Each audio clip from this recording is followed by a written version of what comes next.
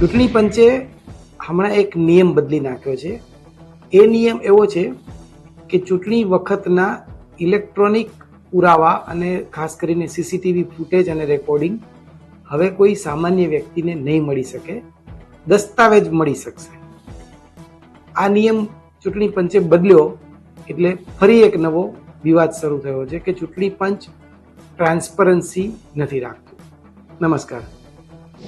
ચૂંટણી પંચની મુખ્ય કામગીરી ફ્રી એન્ડ ફેર ઇલેક્શન કરવાની હોય છે. એટલે કે આ ચૂંટણી પ્રક્રિયામાં તમામ સ્તરે પારદર્શિતા હોવી અનિવાર્ય છે અને એની મુખ્ય શરત જ છે. છેલ્લા કેટલાક સમયથી ક્યારેક ઇલેક્ટ્રોનિક વોટિંગ મશીન બાબતે, ક્યારેક વોટ કોઈ બીજાને પડી જાય છે એના બાબતે, ક્યારેક વીવીપેટની સ્લીપ નથી નીકળતી એ બાબતે, આવા અનેક કારણોસર ચૂંટણી પંચ વિવાદમાં રહે છે. ચૂંટણી પંચે હમણાં જે નિયમ બદલ્યો કે સામાન્ય માણસને, એટલે કે તમારે કે મારે કોઈ ઉમેદવારના ચૂંટણીની પ્રક્રિયાના વિડીયો ફૂટેજ કે રેકોર્ડિંગ જોઈતા હોય તો હવે નહીં મળી શકે. ચૂંટણી પંચનું કહેવું એવું છે કે એ ચૂંટણીના નિયમો અંતર્ગત આવતું નથી, દસ્તાવેજો મળી શકશે.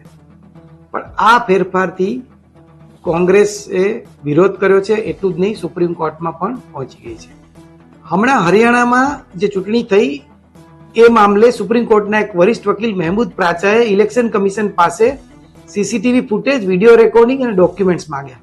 તેમાંથી આ વિવાદ ઉભો થયો અને આખો નિયમ બદલાઈ ગયો. અહીંયા બે વાત છે.